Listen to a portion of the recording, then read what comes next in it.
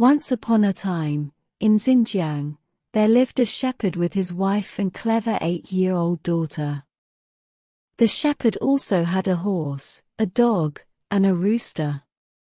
Around their house, fruit trees were planted, and when the trees started to bear fruit, the shepherd took out some mulberry seeds. He called his wife aside and whispered, "These are mulberry seeds left by my parents. Plant them in a hidden spot among the fruit trees. Mulberry wood is precious, weapons made from it can ward off evil spirits.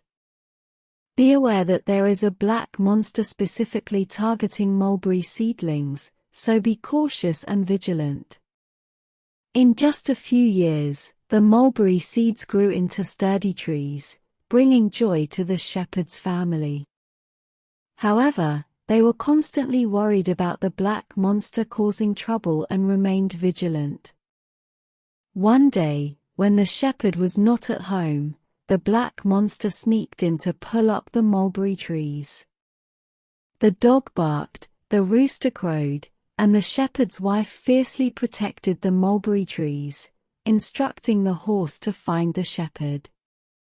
By the time the shepherd rushed back, his wife had been abducted by the black monster, and several branches of the mulberry tree were cut. Enraged, the shepherd intended to chase the black monster, but considering the mulberry tree's importance, he knew the monster wouldn't give up. So, the shepherd guarded the mulberry tree, waiting for the black monster. Before long, the black monster returned. The dog barked, the rooster crowed, and the shepherd used an axe against the monster. However, the axe bounced back. The shepherd then grabbed a mulberry tree branch pulled out by the black monster and struck it. The black monster shivered and ran away. That day, the shepherd made bows and arrows from the mulberry tree. When the black monster returned, the shepherd used the mulberry wood arrows to shoot it, causing the monster to flee wounded. The shepherd's wife, abducted by the monster, was dearly missed by their daughter.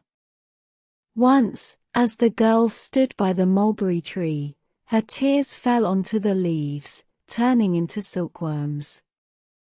Shortly after, the silkworms spun silk, and the girl wove a beautiful fabric.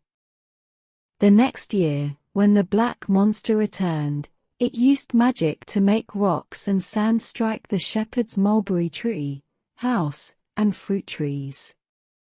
It even breathed fire to burn the mulberry wood. The shepherd shot the black monster in the chest with a mulberry wood arrow, making it retreat. The shepherd, riding his horse, pursued. The girl, with her dog, sat on the silk fabric she wove, and the rooster crowed, all flying.